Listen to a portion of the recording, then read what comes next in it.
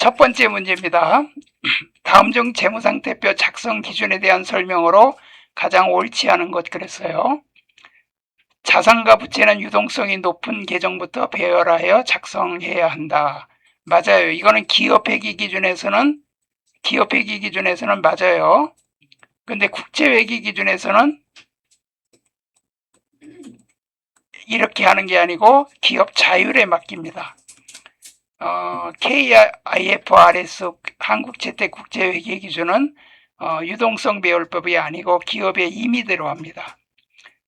그 다음에 우리는 이 시험이 기업회계 기준 중심으로 시험을 봅니다. 자본거래에서 발생한 잉여금과 손익계정에서 발생한 잉여금은 구분 표시해야 됩니다. 자본잉여금, 이익잉여금 구분해야 되죠.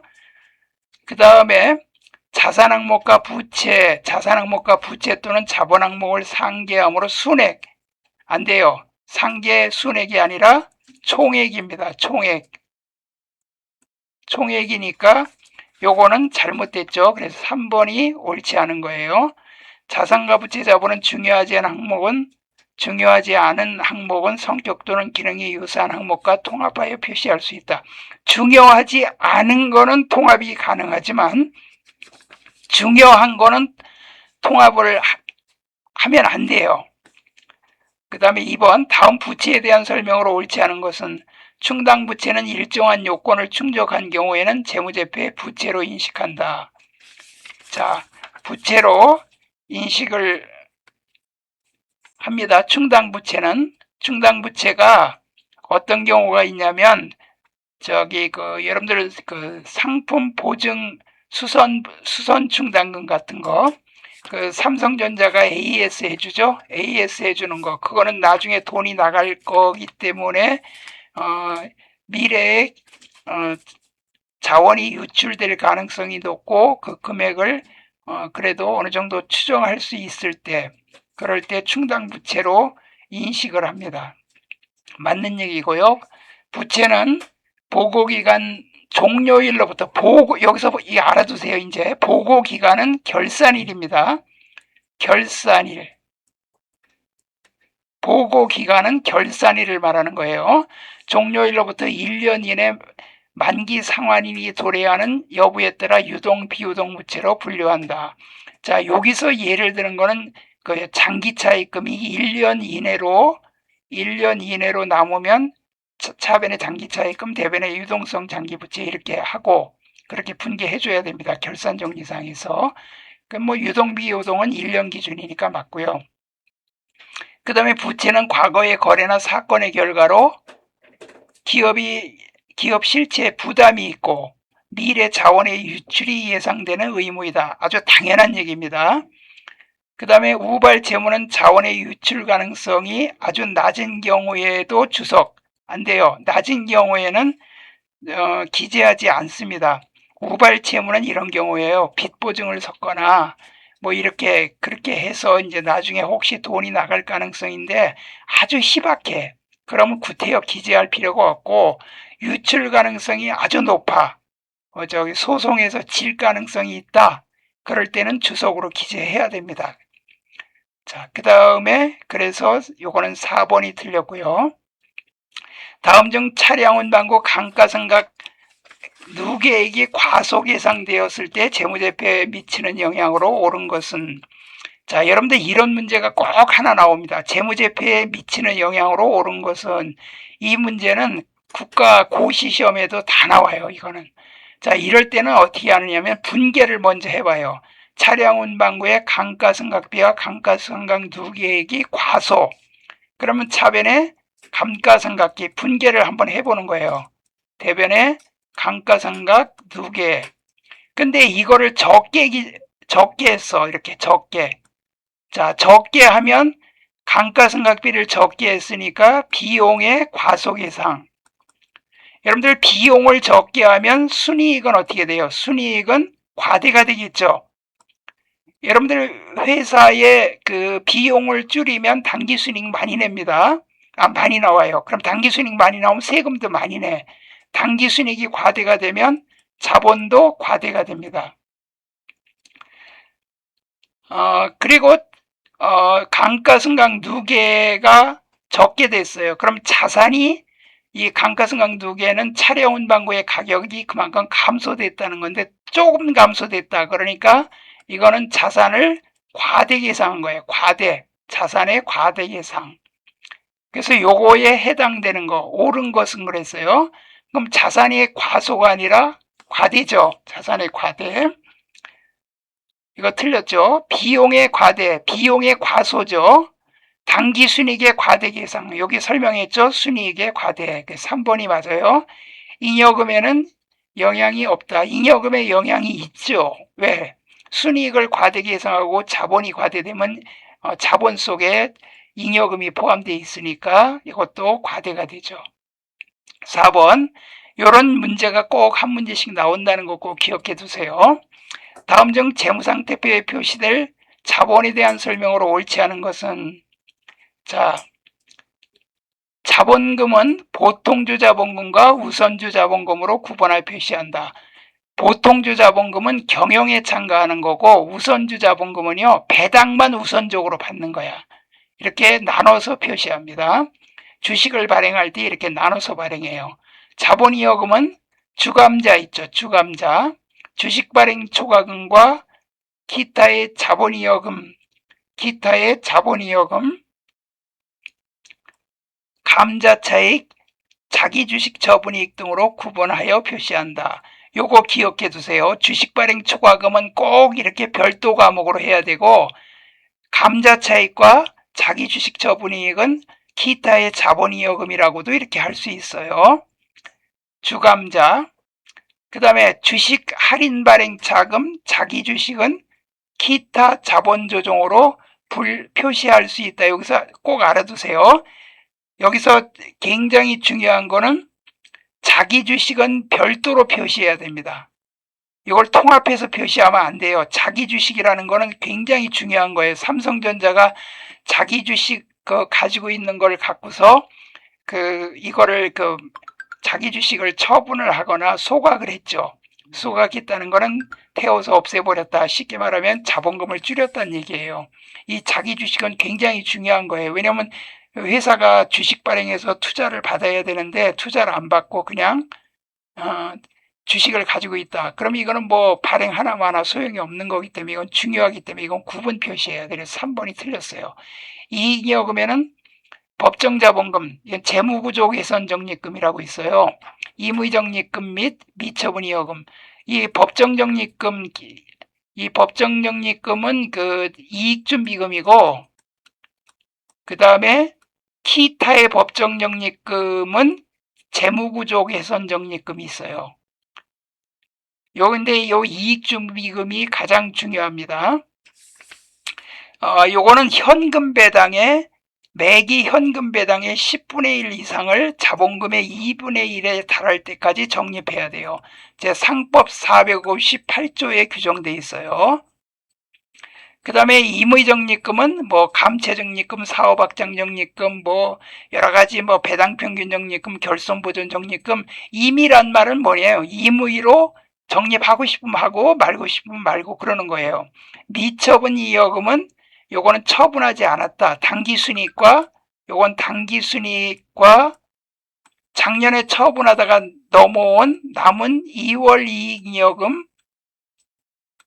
요 두 개 합친 겁니다. 요게 미처분이여금이에요. 구분하여 표시할 수 있다. 이렇게 표시한다. 3번이 틀렸고요. 자, 이거는 5번은 시험에 아주 잘 나옵니다. 이거는 어떤 시험이든지 다 나와요. 국가고시 시험이든 공무원 시험이든 세무사 공인회계사 시험에 다 나와요.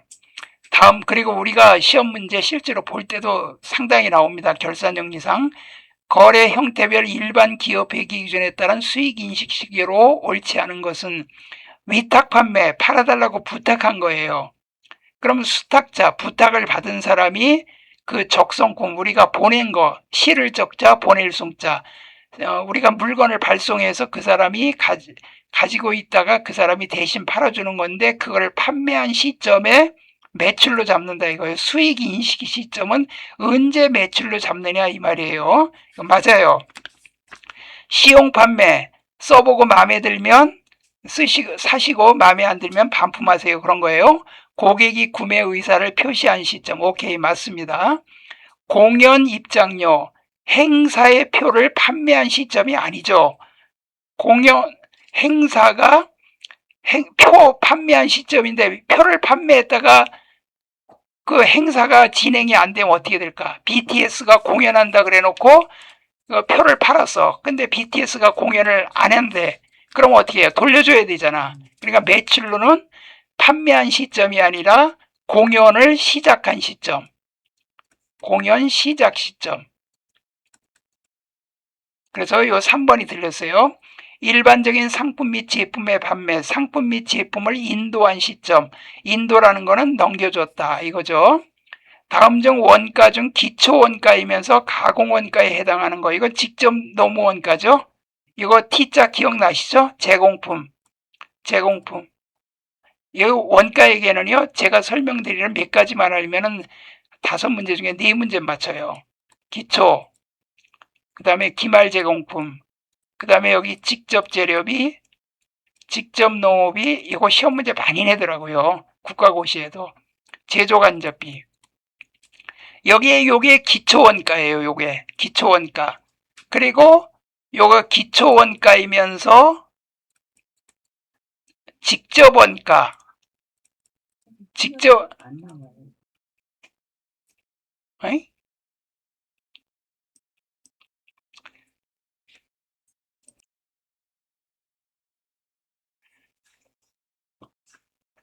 그 다음에 여기 직접 농비와 제조간접비는 요거는 가공원가라 그러죠. 가공원가 또는 전환원가. 제품으로 전환되는 원가다. 재료가 제품으로 전환되는 원가다. 물론 여기 직접 경비가 있으면 포함이 돼요. 직접 경비는 특허권 사용료와 특정 제품의 설계비, 뭐 위주가공비 이런 거 있는데 그거는 거의 없다 보니까 이렇게 이제 표시가 된 거예요. 그래서 요 직접 농업비가 요거에 해당이 됩니다. 시험 문제는요, 이거 다 합친 거, 3개 합친 게 단기 총 제조원가. 이거 구하라고 세상에 시험 문제 엄청 많이 내요. 이거 구하라, 이거 구하라, 이거 구하라. 특히 이거 구하고, 요거의 몇 프로, 직접 농업비는 단기총 제조원가의 몇 프로다. 뭐 이래가지고 꼭 방정식 푸는 식으로 시험 문제를 내더라고. 가만히 보면 국가시험에는. 그래서 시간을 좀 많이 걸리게 해갖고 기본 점수가 40점인데 과락을 맞는 사람이 그렇게 많대요. 다음 중 제조원가와 판관비로 적절하게 구분되지 않은 것은 제조원가, 제조부서의 차량감가 승낙비 제조원가 맞는데 판관비는 영업부서의 직원급여, 판매하고 관리하는 비용, 영업비죠. 광고선전비, 영업부서의 차량법률, 이자비용은 아니죠. 이자비용은 요거는 영업의 비용이에요. 영업하고 관계없어. 영업의 비용. 그러니까 요 3번이 틀렸죠. 자, 여기까지 해서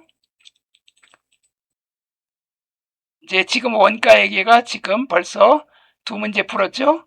다음 중 개별원가 계산 특징에 대한 설명으로 옳지 않은 것은 제조 지시서를 통해 개별 제품별로 제조를 지시한다. 맞아요. 다품종 소량 생산에 적합하다. 제조간접비 배부율로 무엇을 사용하는지에 따라 실제 개별원가 계산과 정상 개별원가 계산으로 구분할 수 있다.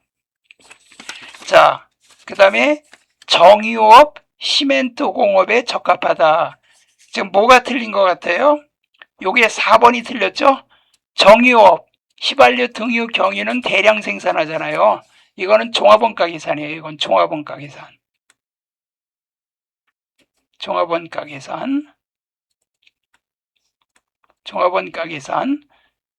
제조간지 배부율로 무엇을 사용하는지에 따라 실제 개별원가 계산. 정상은 예정원가 계산입니다. 이건 예정원가 계산. 실제 배부율로 하는 게 실제 개별원가 계산이고 예정 배부율로 하는 게 정상원가 계산이에요. 뭐 직접원가 계산, 전보원가 계산 그런 것도 있는데 여기 지금 개별원가 계산 특징이 아닌 거는 요거는 이제 종합원가 계산이기 때문에 그래요. 시멘트 공업도 대량으로 생산하죠. 자, 9번. 미래는 정상원가 계산을 채택하고, 자, 예정입니다. 예정. 정상원가 방금 전에 얘기했죠. 예정 원가 계산. 제조간접비를 직접 노무 시간을 기준으로 배부하고 있다. 그러니까 노무 일한 시간이 많으면 제조간접비를 많이 쪼개준다 이 말이에요. 다음은 미래의 원가 관련 자료다. 제조간접 배부 차이를 계산하면 얼마인가. 여기 실제 제조 간접 원가가 600이에요. 실제로 발생한 거. 이건 실제 발생이 600인데 그럼 예정은 어떻게 하느냐. 예정 제조 간접비 예산이 지금 500만 원이고 예정 노무 시간이 100시간, 1000시간이에요. 그러면 이걸 나눠요. 500만 원 나누기 1000을 하면 공 3개 띄면 5,000원 나오죠. 시간당 5,000원 나오죠. 5,000원 나온 거를 실제 노무 시간에 곱해야 돼. 예정 배부지만 지금 실제로 예정한 거와 실제로 들어간 거를 비교하는 거지 예정 요 500하고 600을 비교하는 게 아니에요. 그러면 1200시간에다가 5,000을 곱하면 얼마가 나와요? 600 나오죠? 600. 자, 600이 나온다고요. 그러면 이거 뭐야? 예정도 600이고 이건 예정이죠? 실제도 600이죠? 그럼 배부 차이 없네요. 그죠? 배부 차이 없어요. 그러면 요거는 아주 안성맞춤으로 딱 아주 그냥 맞춘 거지. 이럴 수는 없어요. 이런 경우는 거의 없어. 자, 그 다음에 10번 우리 원가 계산할 때 제일 마지막에 설명드렸던 내용입니다. 다음 자료 이용하여 비정상 공선 수량을 계산하시오. 정상 공선은 단기 완성금의 5%로 가정한다. 이건 그 수량을 이용하면 제공품 수량, 여긴 기초 제공품 수량이 있고 그 다음에 단기 투입량이 있고 투입량,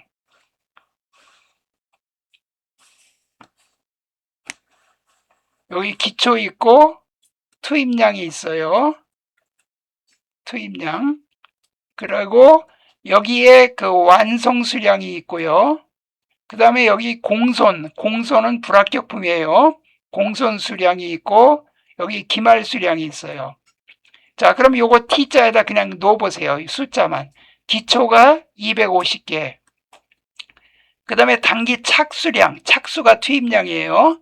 250개, 착수량 700개, 단기 완성량 800개, 그 다음에 기말은 100개. 요 차이가 날 겁니다. 여기 지금 950이고 여기는 900이죠.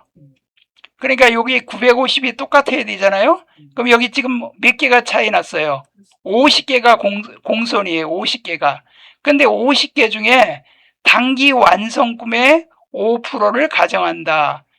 정상 공선이 5%래. 그러면 여기 800개의 5%면 0.05니까 5, 8, 40이니까 40개죠. 그럼 40개가 정상이에요. 요게 정상이고, 그러면 비정상은 몇 개가 될까요? 10개가 되죠. 정답은 2번이죠. 10개. 이해 가시죠? 이렇게 하는 거예요. 자, T자를 그리시면 답이 다 나옵니다. 자, 그 다음에 다음 중 현행 부가가치세법에 따른 대한 설명으로 가장 옳지 않은 것은 부가가치세 납세 의무자는 영리 목적 유무와 관계없이 과세 대상 재화 용역을 공급하는 사업자와 과세 대상 재화를 수입하는 자이다. 그랬어요. 이거는 맞는 얘기입니다. 영리 목적 유무와 관계없어요. 그 쇼트 영상 유튜브에 보니까 저 동창회를 갔는데 동창하고 그 개그 콘서트인지 대통령이 됐는데 야 우리 야 니네 청와대에서 뭐 저기 뭐야 나눔 장터 해. 그랬더니 대통령이 야, 그 말이 되냐? 안 된다. 그랬더니 직원들 다 일해야 되더니 그럼 퇴근하고 저녁에 해. 그래갖고 막 사람 웃기는 거 나오더라고. 쇼트 영상에. 그러니까 청와대가 뭐예요? 청와대가 영리예요? 비영리예요? 비영리죠? 청와대가 영리면은 당장 데모나겠지? 청와대는 비영리잖아. 근데 청와대 앞마당에서, 만약에 청와대가 앞마당에서 농산물이나 그런 거 판매한다. 구청에선 많이 하잖아. 우리 동네도 하더라고, 보니까. 구청 앞이나 구청 주관으로 많이 하더라고. 오늘도 보니까 지금 여기 공원에서 하더라고요. 여기 보니까. 그러면 그런 게 영리가 아니고 비영리잖아. 영리 목적 관계없이 재화 용역을 공급하는 사업자는 부가가치세를 받아가지고 납부를 해야 돼요. 영리, 비영리 관계없어요. 근데 재화를 수입하는 자지 용역을 수입하는 건 없습니다. 서비스를 어떻게 수입해? 말이 안 되지. 그 다음에 폐업의 경우 해당 과세기간 개시일로부터 폐업일까지 과세기간으로 보며 폐업일이 속하는 달의 다음 달 25일까지 부가세를 신고 납부해야 돼. 폐업을 했잖아요. 자, 이번 달 지금 몇 월이에요? 6월 폐업했죠? 그럼 6월 달에 폐업을 했어. 그러면 언제 납부를 하란 얘기야? 7월 25일 날까지 신고 납부를 해야 돼요. 부가세는 무조건. 세금도 빨리빨리 걷어야 나라 살림할 거 아니야. 월급도 주고. 그 다음에 직매장과 하치장은 부가가치세법상 사업장으로 보지 않는다. 요거는 하치장은 사업장이 아니에요. 하치장. 근데 직매장은 아니야. 직매장이 여러분들 대리점 알죠? 대리점. 대리점이 직매장이에요. 요건 사업장이에요. 요건 사업장입니다. 근데 하치장은 뭐냐면 일종의 창고야, 창고. 창고는 사업장이 아니에요. 근데 요새 코스트코인가? 창고형 물건 파는 데 있죠? 거기는 그건 사업장 신고하고 해야 돼. 그거는. 거기서 직접 파는 건. 맨날 유튜브에 나오더라고. 난 유튜브 선전 중에 제일 싫은 게 틱톡이야. 에이구. 야옹 그러는 게 되게 듣기 싫더라고. 가끔 나오죠? 자, 사업자 등록 신청은 원칙적으로 사업장마다 사업 개시일로부터 20일 이내에 해야 된다. 맞아요. 그러니까 틀린 건 3번이야. 맞죠? 사람이 듣기 제일 싫은 게 고양이 소리야. 고양이는 귀여워도 소리는 좀 안 좋지. 자, 12번. 다음 빈칸에 들어갈 내용을 금액을 옳게 나열한 것은 부가가치세법상 직전 연도 공급대가 합계액이 얼마에 미달하는 거. 그러니까 부가세 합친 금액이 얼마에 미달하는 사업자는 간이과세를 적용받을 수 있다. 얼마? 1억 400만 원. 1억 400만 원. 그런데 다만 부동산 임대업의 사업자는 직전 연도 공급대가입니다. 공급가액은 매출액이 공급대가는 부가세 합친 금액이에요. 얼마 이상인 경우는 간이과세 적용받을 수 없어. 4,800만 원 미만은 4,800이니까 4,799만 9,990원 해야 간이과세자야. 4,800만 원 이상이라는 건 4,800만 원을 포함한 거예요. 4,800만 원 이상은 간이과세자가 아니고 일반과세자야. 이건 4,800만 원. 왜? 임대사업자는 불로소득이잖아. 여러분들이 가지고 있는 빌딩, 강남에 있는 빌딩 임대해봐. 그럼 여러분들 그거 불로소득이잖아. 그죠? 그러니까 이거는 4,800만 원 미만인 사업자만 간이과세자. 몇 번이 정답? 1번. 자, 다음 중 개인 사업자의 부가가치세법상 전자세금에서 발급 의무 대상 기준금액으로 옳은 것은 전자세금 계산서는요. 얼마 이상이에요? 직전 과세 기간에 사업장별 총수익 금액이 얼마 이상? 8천만 원 이상. 8천만 원 이상. 자, 여기 24년도부터 그렇게 바뀌었어요. 그러니까 웬만하면 간이과세자도 전자세금에서 발행해야 돼. 1억 400만 원 미만이니까. 그 다음에 14번. 다음 중 소득세법상 인적공제에 대한 설명으로 옳지 않은 것은 인적 공제에 대해서. 자, 직계 비속은 그 자녀, 손자녀 이런 걸 말하죠. 20세가 되는 날이 속하는 과세기간까지 기본공제. 그러니까 20세까지는 부양가족이야. 20세까지는. 인적공제요. 인적공제가 얼마씩 받아요? 150만 원. 맞죠? 그 다음에 기본공제 대상자가 70세 이상인 경우는 한 명당 100만 원을 추가 공제. 경로 우대 공제. 70세 넘으면 100만 원 더 받죠. 기본공제 대상자 판정 기준이 되는 소득금액은 종합소득금액을 말하는데, 이거 그냥 잘못 들으면 맞는 것 같아요. 그런데 이 소득세는요, 종합소득 말고 또 있어. 퇴직소득하고 무슨 소득이 있어요? 양도소득이 있어.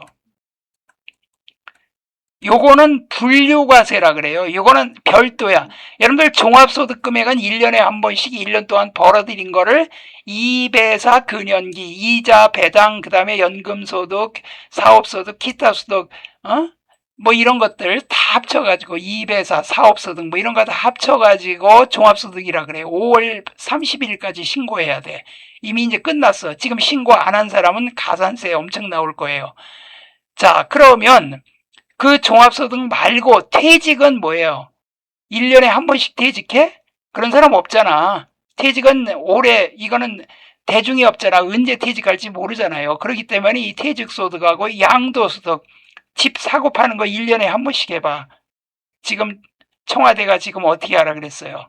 1년에 한 번씩 퇴직하면은, 아니, 양도하면 얼마, 세금 지금 최고 세율이 얼마인지 아세요? 주택 2개 이상 가지고 있으면 얼마인지 알아요? 세상에. 거기다가 주택 2개는 20%, 주택 3개는 30%를 더해요. 최고 세율이 지금 45%거든? 거기다가 20%를 더해. 주택 2개 가지고 있으면, 3개 가지고 있으면 30%를 더해. 그럼 3개 가지고 있다. 그러면 75%야. 거기다 지방세 7.5% 더하면 82.5%야. 그러니까 사람들이 어떻게 해? 자식들한테 막 그냥 증여해 주잖아. 증여세가 싸니까. 그리고 상속세가 있는 나라, 상속세가 있지만 우리나라가 제일 높아요. 상속세가. 일본은 가업일 경우에는 상속세 거의 안 물려요. 그래서 일본은 100년 기업이 많잖아. 근데 우리나라는 저 삼성도 봐. 이재용이가 그 상속세 내느냐, 그 재벌이 상속세 내냐고 몇 년 동안 나눠냈잖아. 그 바람에 삼성이 뒤떨어진 거야, SK한테. 여하튼 기업은 잘 돼야 일자리가 많은데 말이에요. 그래서 요게 지금 틀린 거예요, 3번은. 부녀자 공제와 한부모 공제가 중복으로 되는 경우는 한부모 공제만 적용한다. 왜 그럴까요? 이건 100만 원이고요. 부녀자 공제는 맞벌이 여성인 경우 여러분들이 해당이 돼요. 요거는 50만 원이거든요. 근데 한부모야. 그 여성 혼자 애들을 키워. 그러면 50만 원이 아니라 100만 원 공제를 받을 수 있어. 요게 소득 금액이 3천만 원 이하인 경우만 부녀자 공제 50만 원이고, 한부모는 소득에 제한이 없어요. 1억을 받든 얼마를 받든 다 해줘요. 왜냐면 한부모에 자기 혼자 부부가 같이 돈을 버는 게 아니라 혼자 애를 키우려면 힘들잖아. 그러니까 이렇게 혜택을 주는 거예요. 세법도 이렇게 다 여러 가지를 고려해서 세금을 매깁니다. 다음 자료 이용하여 세부담을 최소한 2026년 종합소득 금액을 계산하면 얼마인가 그랬어요. 근데 사업소득 금액이 500만 원, 상가 임대업이라는 걸 조심해야 돼요. 사업소득 금액, 커피 전문점, 이건 순수한 사업이에요. 그런데 일용근로소득, 일용근로는 이건 분리과세예요. 분리과세. 그러니까 이거는 일용근로는 그냥 세금 6% 띄고 끝나는 거예요. 6% 기본공제하고 15만 원 기본공제하고 거기다 6%하고 또 55%를 띄니까 몇천 원밖에 안 내요. 하루 일당 20만 원 받는다 그러면. 그래서 일용근로는 이건 분리과세라 이거는 신경 쓸 거 없고, 요 밑에 보니까 상가 임대업에서 발생한 결손금은 1,000만 원이며 이정 2025년 종합소득세 계산 시 2월 결손금 200을 적용하였다. 그럼 작년에 200만 원을 공제했으니까 지금 결손금은 800이 남았어요, 현재. 그런데 요게 상가 임대업은요, 주택임대업은 종합소득에서 이 결손금을 공제할 수가 있지만 상가임대업은 불로소득이라 상가임대업에서 소득에서만 공제할 수 있어요. 그럼 여기 지금 500만 원이 이번에 이익이 났는데 여기 결손금 메꿀 건 800이 남았어. 그럼 800만 원 메꾸면 다 메꾸면 마이너스가 되잖아. 세금 돌려줘야 되잖아. 그렇게는 안 해요. 그러니까 요 500은 그냥 없는 걸로 치자. 500만 원만 해주자. 둘 중에 큰 거. 500만 원 치자. 그러니까 남은 건 2천만 원이에요. 그 정답은 2천만 원 3번입니다. 아시겠어요? 근데 주택임대업에서 발생한 결손금은 사업소득에서 공제할 수 있습니다. 이렇게 해서 이론을 마쳤습니다.